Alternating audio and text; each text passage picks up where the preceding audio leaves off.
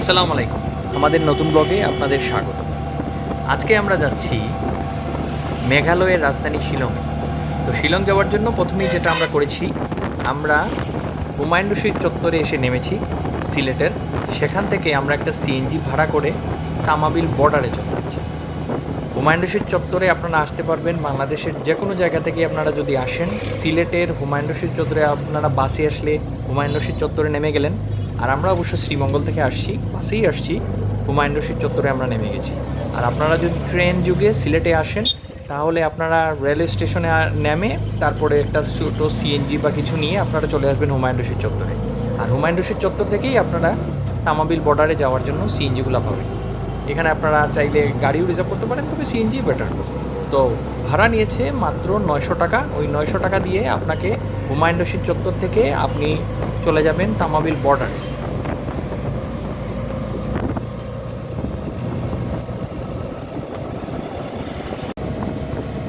তামাবিল বর্ডারে যাওয়ার পথে হাতের বামে আপনারা কিছু টি গার্ডেনের সৌন্দর্য উপভোগ করবেন এবং ধীরে ধীরে এগিয়ে যাবেন। শিলং মেঘালয়ের রাজধানী। আর শিলং যাওয়ার আপনি প্রথমেই যেটা পাবেন সেটা হচ্ছে বর্ডার ক্রস করার সাথে সাথে তামাবিল বর্ডার যখন আপনি ক্রস করবেন পাবেন হচ্ছে ডাউকি শহর। সবচেয়েতে সুন্দর সুন্দর যে ঝর্ণাগুলো আছে শিলংয়ে যাওয়ার আগেই আপনার পড়বে। এটা ওই ডাউকি হয়ে যখন আপনি যাবেন পথে পথে স্পট পাবেন, স্পটগুলো আপনি দেখে দেখে দেখে দেখে আপনি শিলংয়ের উদ্দেশ্যে রওনা দেবেন। তামাবিলে যাওয়ার সময় আপনারা বাংলাদেশে বসেই আপনারা ওই যে ডাউকির যে পাহাড়গুলা, এগুলার কিছু সিনারি আপনারা দেখতে পারবেন। এই যে দূরে এই যে পাহাড় আছে, আমরা একটু করে এই পাহাড়ের উপর দিয়েই যাব। ডাউকি শহর হয়ে আমরা এই পাহাড়ের উপর দিয়ে দিয়ে দিয়ে দিয়ে আমরা চলে যাব শিলং শহরে।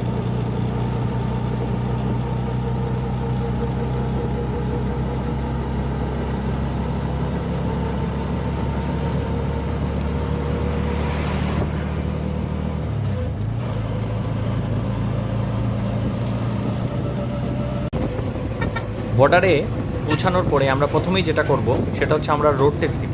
পার পারসন রোড ট্যাক্স হচ্ছে 1000 টাকা করে। এবং বর্ডারে দুইটা ব্যাংক আছে রোড ট্যাক্স দেওয়ার জন্য, একটা সোনালী ব্যাংক আর সোনালী ব্যাংকের পাশে মেবি উত্তরা, দুটি ব্যাংক আছে। এবং সবচেয়ে মজার বিষয় হচ্ছে এই ব্যাংকগুলি অনেক সকালে খুলে ফেলে। আপনি 8টার সময় যদি ঘুরে আসেন 8টা থেকেও আপনি এখানে রোড ট্যাক্স দিতে পারবেন। এই যে সামনে বিল্ডিংটা দেখছেন, উপরে হচ্ছে সোনালী ব্যাংক আর নিচে মেবি উত্তরা ব্যাংক। এটা হচ্ছে ইমিগ্রেশন পুলিশ চেকপোস্ট। এখানে আসার পরেই আপনি এখানে ডিপার্চার সিলটা নেবেন, তারপরে অপোজিটের রাস্তার ঠিক অপোজিটে চলে যাবেন আপনি কাস্টমস অফিসে। সেখানে যাওয়ার পরে আপনাকে দু একটা প্রশ্ন করবে, তারপরে আপনাকে তারা ছেড়ে দিবে। তারপর বিজেপিতে নাম এন্ট্রি করে আপনি চলে যাবেন।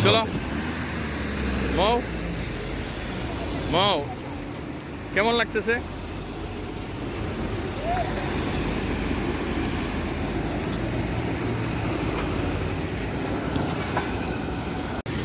বিএসএফে নাম এন্ট্রি করেই আপনার জন্য একটা গাড়ি আসবে। এই গাড়ি করে আপনি বেশি দূর নয়, বাট আপনার ওরা গাড়িতে নিয়ে যায়। গাড়িতে এটা ফ্রি সার্ভিস। ওদের যে পোর্টটা আছে ডাউকি পোর্টে আপনাকে নিয়ে যাবে। আসসালামু আলাইকুম। আমরা বর্তমানে আছি ডাউকিতে, ডাউকির ইমিগ্রেশন অফিসে আছি। আমাদের ইমিগ্রেশন শেষ হয়ে গেছে। আমরা এখন একটা গাড়ি রিজার্ভ করে আমরা শিলংয়ের উদ্দেশ্যে সাইট সিনগুলো দেখে দেখে আমরা এগোবো আর কি। অবশ্য আপনাদের ভালো লাগবে, ভিডিওটি দেখুন। কিছু বলো। আমরা গাড়ি ভাড়া করলাম। গাড়ি আপনি ওই যে ওদের ইমিগ্রেশন যে অফিসের সামনেই আমরা পেয়ে যাবেন। আমরা গাড়ি ভাড়া করেছি, টোটাল আমাদেরকে নিয়েছে, সব সাইট সিন করবে, তারপরে আমাদের শিলংয়ের উদ্দেশ্যে পৌঁছায় দেবে। এটা মাত্র 2500 রুপিতে আমরা গাড়িটা ভাড়া করেছি। তবে একটা জিনিস মনে রাখবেন, ওরা রাস্তায় কিন্তু এসি ছাড়ে না। তো আপনারা যদি এসির প্রয়োজন পড়ে, কারণ আমরা যে সময় গিয়েছিলাম তখন ডাউকিতে কিন্তু গরম ছিল, আর যখন শিলংয়ের উদ্দেশ্যে চলে যাবেন তখন আবার ঠান্ডা। তখন আসলে এসির কোনো প্রয়োজনই নেই, সেখানে আসলেই ঠান্ডা। তবে ডাউকিতে আপনারা গরমকালে যদি আসেন, যদি আপনাদের এসির প্রয়োজন হয় তাহলে ভাড়া নেওয়ার সময় আপনারা এটা এসিটা কথা বলে তারপরে কনফার্ম করবেন, না হলে পরে আপনাকে তারা এসি ছাড়তে দিবে না, আলাদা এক্সট্রা চার্জ তারা চাইবে।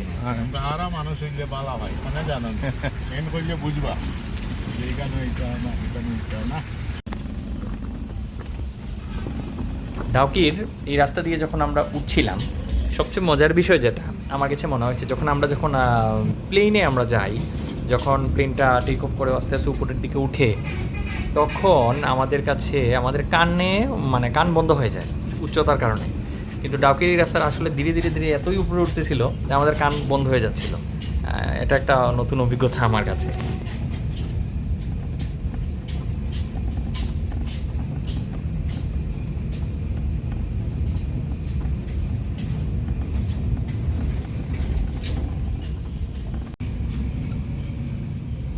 ডাউকি রাস্তায় যতক্ষণ ছিলাম আমার কাছে মনে হয়েছে যে আমি আমাদের সিলেটের ভিতরেই আছি। আমাদের শ্রীমঙ্গলে আমার জন্মস্থান, আমরা শ্রীমঙ্গলেই বড় হয়েছি। তো শ্রীমঙ্গলের রাস্তা যেরকম পাহাড়ি রাস্তা, এরকমই আমার কাছে মনে হয়েছে। কিন্তু আমার কোনো লাভ লস নাই আপনাদের না দেখাইয়া।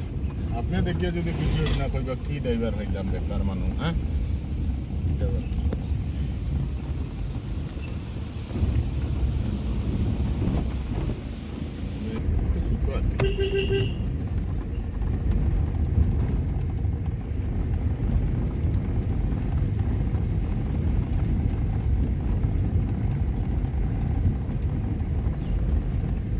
আমরা প্রথমেই যে স্পটে যাব সেটা হচ্ছে ওমিক্রন ফলস। এটা প্রথমেই পড়বে, আমরা এখানে নামবো এবং ফলসটা দেখব। আমরা এখন আসছি শিলংয়ের প্রথম যে স্পটটা ওমিক্রন ফলস। ওমিক্রন ফলসে আমরা আসছি, তো ওটা দেখেন।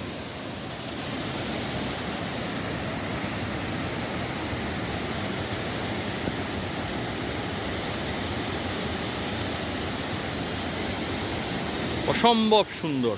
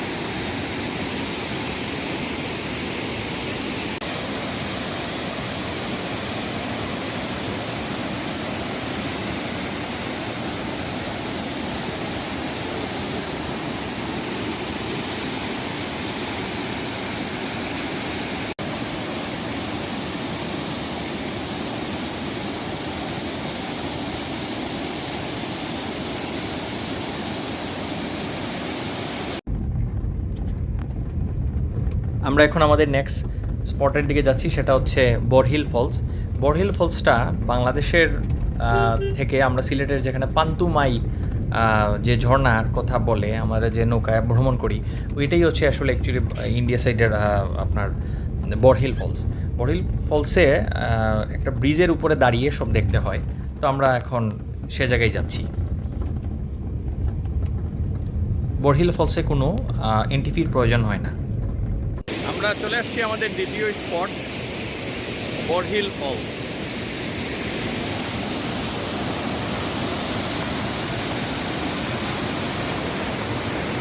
অনেক উপর থেকে পানি পড়ছে।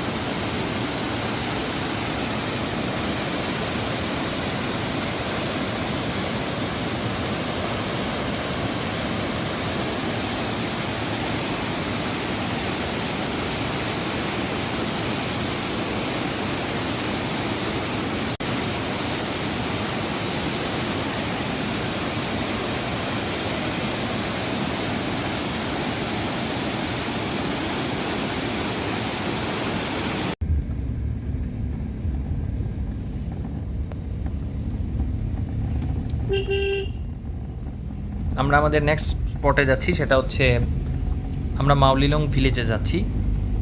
মাউলিলং ভিলেজ হচ্ছে এশিয়ার সবচেয়ে ক্লিনেস্ট একটা ভিলেজ।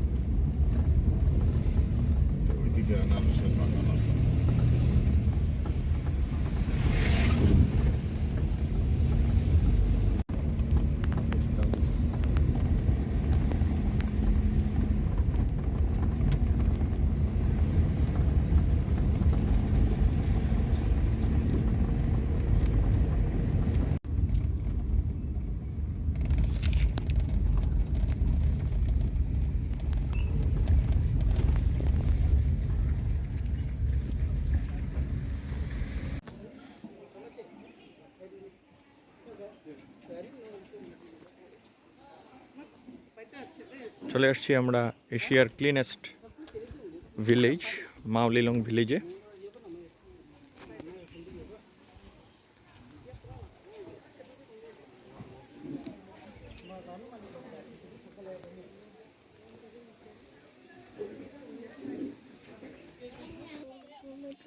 এটার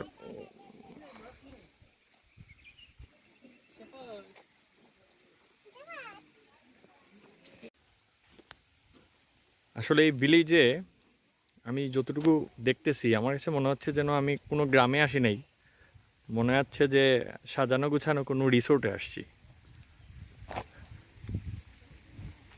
সত্যি সত্যি ওরা খুব সুন্দরভাবে এটাকে গুছিয়ে রাখছে, আর প্রত্যেকটা জায়গায় ময়লা ফালানোর জন্য এভাবে বিন রাখা আছে। নির্দিষ্ট সময়ে তারা বিনটা ক্লিন করে ফেলে। এটা হচ্ছে স্কাই ভিউ পয়েন্ট।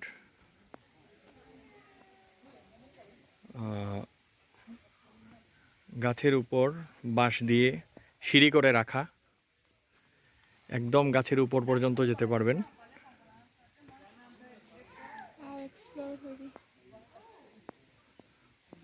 আমরা এখন অন্যদিকে যাচ্ছি।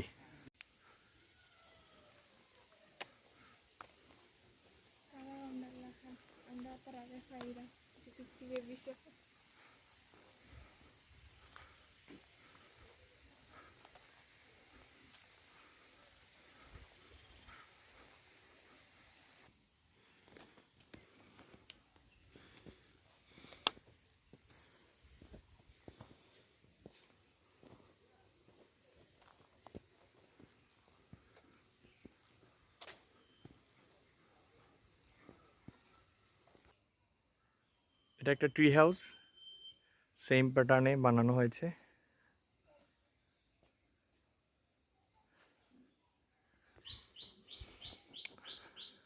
আমরা আরেকটু সামনের দিকে এগুচ্ছি। এখানে দেখতে পাচ্ছি একটা মাওলিলং ভিলেজের একটা চার্চ আছে। এই চার্চটা 1902 সালের তৈরি।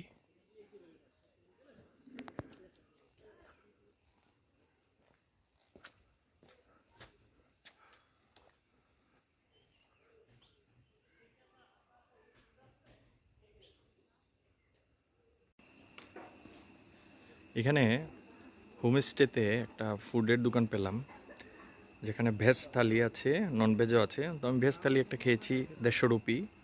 আমার কাছে ওয়ান অফ দ্য বেস্ট মনে হয়েছে। পরিবেশটাও ভালো। তারপর আমরা যাত্রা শুরু করতেছি। আমাদের পরবর্তী গন্তব্য হচ্ছে লিভিং রুট ব্রিজ।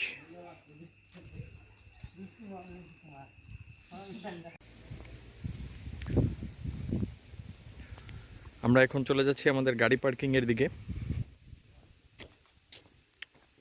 জায়গাটা আসলে আমার অনেক ভালো লেগেছে। এই মেঘালয়ের ট্রিপে এসে আমার কাছে এই জায়গা মাস্ট ভিজিটেড প্লেস মনে হয়েছে। অবশ্যই আপনারা আসলে এখানে আসবেন। আমরা এখন আসছি আমাদের নেক্সট স্পট, যেটা এটা হচ্ছে লিভিং রুট ব্রিজ।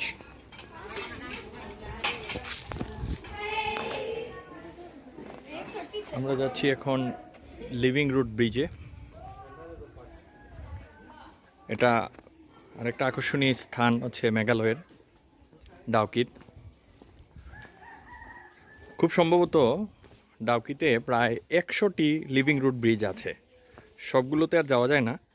এখানকার গ্রামবাসী আদিকাল থেকেই গাছের শিকড় দিয়ে পারাপারের জন্য ব্রিজ তৈরি করে, এবং এই ব্রিজটি কিন্তু জীবিত গাছের শিকড়।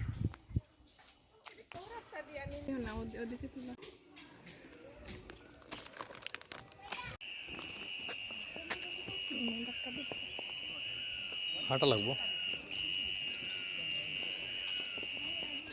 লিভিং রুট ব্রিজের যাওয়ার রাস্তাটা পাথর দিয়ে, ভালোই লাগতেছে।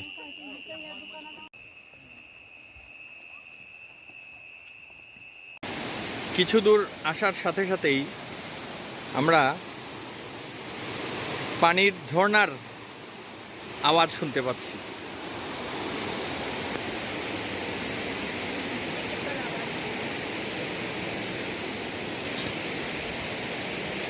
সেই সাথে চলে আসলাম লিভিং রোড ব্রিজে। এটাও একটা অসম্ভব সুন্দর জায়গা।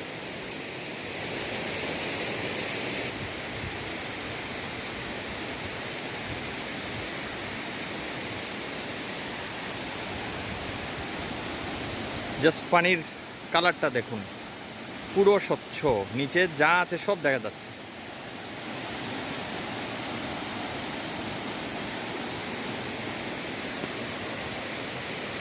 পুরো ব্রিজটাই গাছের শিকড় বাকড় দিয়ে বানানো।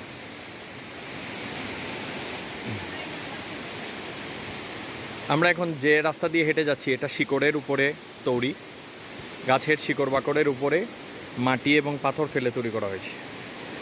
এই যে সাইডের যে গাইড ওয়াল দেখতে পাচ্ছেন, এগুলা সব জীবিত গাছে দিয়ে।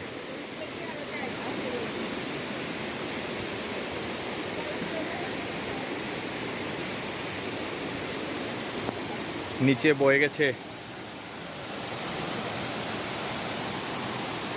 ঝিরিপথ।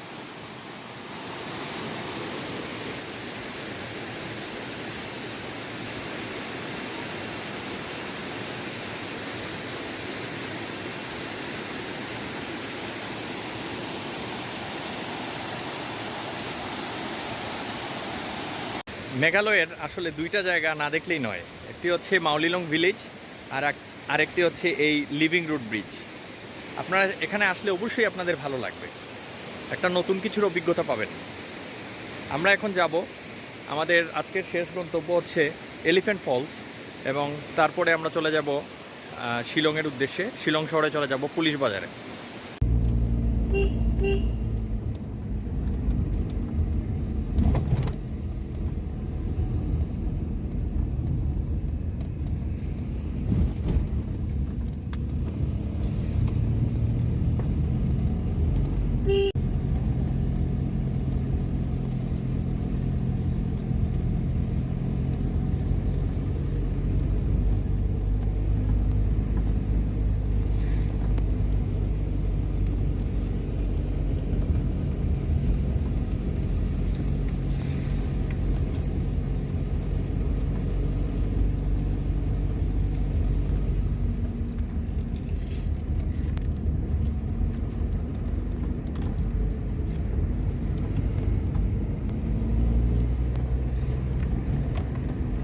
এটা হচ্ছে আপনার ডাউকি আর শিলংয়ের মিডিলে।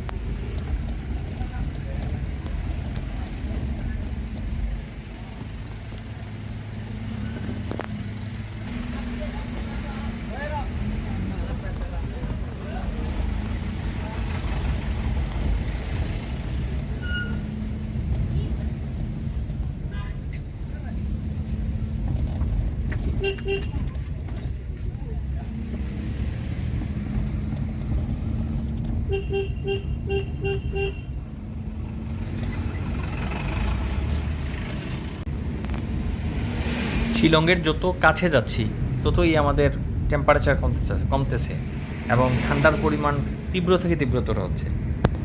আসলে এই শিলং শহরটা খুবই উঁচু, প্রায় 5200 ফিট।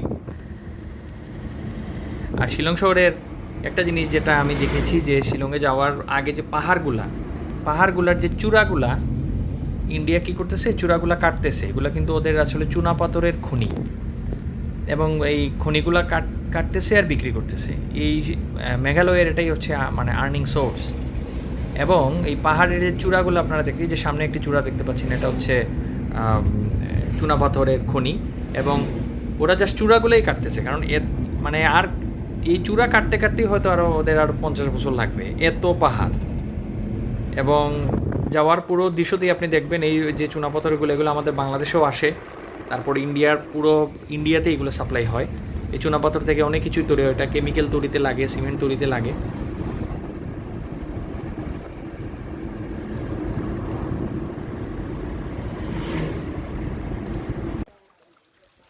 যাওয়ার পথে আমরা এই জায়গাটা স্টপেজ দিয়েছিলাম।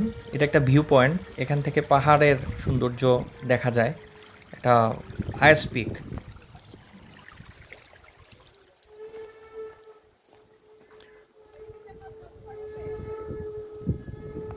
ওয়াও, কুয়াশার জন্য দেখা যাচ্ছে না, কিন্তু অসম্ভব সুন্দর।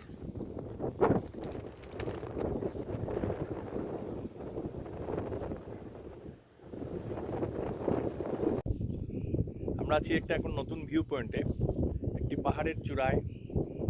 পাহাড়টার মাঝে, পাহাড় কেটেই বলতে পারেন, চূড়ার মাঝে এটা করা হয়েছে। কুয়াশাচ্ছন্ন, পুরো মেঘ ভাসতেছে, কিছুই দেখা যাচ্ছে না, বাট খালি চোখে আমরা বুঝতে পারতেছি আমরা মেঘের ভিতরে আছি। মেঘালয় এসে মেঘের ভিতর।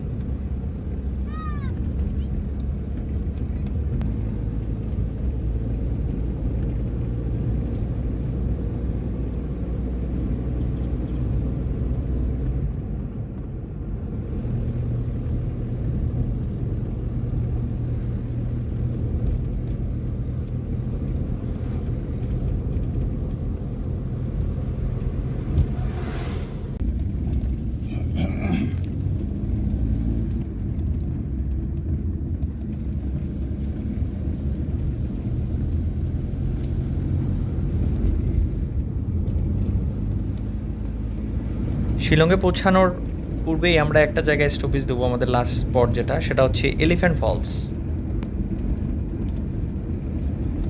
পুরো রাস্তাই আপনাকে অনেক মুগ্ধ করবে, কারণ খুবই উচ্চতায় এই রাস্তাটা।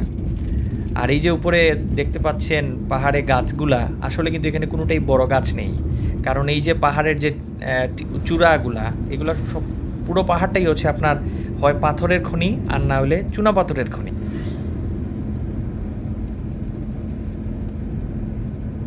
আমাদের লাস্ট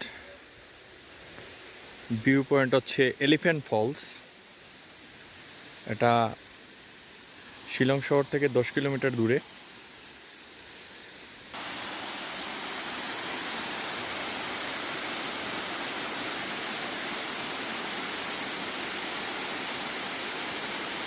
সিঁড়ি দিয়ে নিচে নামার পরে একটু একটু করে এভাবে পাবেন, তবে পানি কম, আরও বৃষ্টি হলে বাড়বে। এটা হচ্ছে সেকেন্ড ফলস।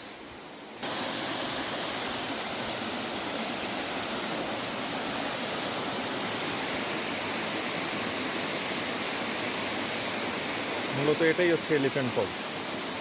পানি কম থাকায় এখনও পুরোপুরি বর্ষার হয়নি, তাই পানির স্রোতটা কম। এটা নেমে নেমে একদম নিচের দিকে চলে গেছে। আমরা পৌঁছে গেছি মেঘালয়ের রাজধানী শিলং শহরে। এটা হচ্ছে রাতের শিলং।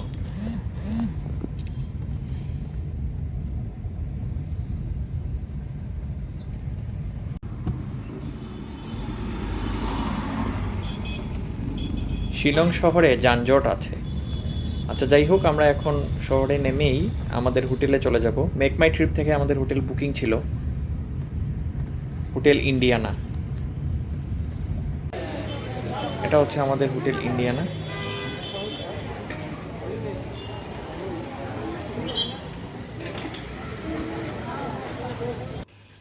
এটা এই হচ্ছে আমাদের হোটেলের ইন্ডিয়ানার রুম।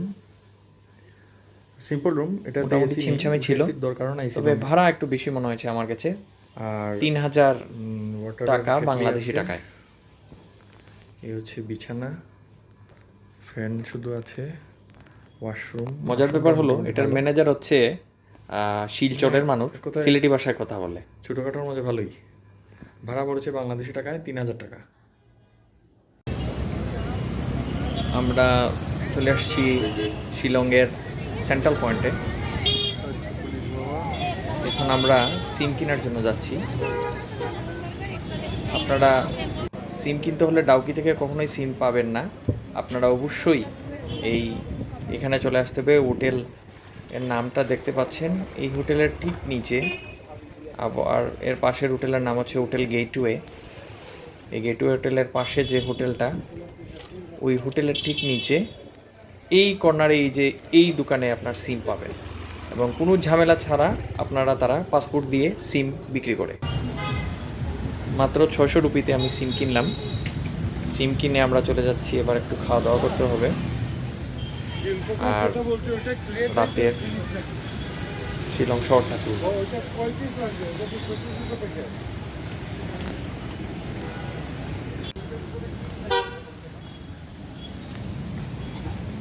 এখন আমরা যাচ্ছি দার্জিলিং, সরি, এখন আমরা যাচ্ছি শিলংয়ের খাওয়ার জন্য। তো বাবা রেস্টুরেন্ট নামে একটা রেস্টুরেন্ট আছে, এখানে ভেজিটেবল ফিশ খাওয়া যায়, মানে ভেজ কেন, কারণ হালাল হওয়ার জন্য আমরা ভেজ থালিটাই নিব। আর শিলং শহর 8টার পরে ধীরে ধীরে বন্ধ হয়ে যায়। রাতে খাওয়া দাওয়া করছি বাবা গেস্ট হাউসে, ভেজিটেবল থালি বাবা অর্ডার করছি। রেস্টুরেন্ট। দেখা হবে কালকের ব্লগে। আল্লাহ হাফেজ।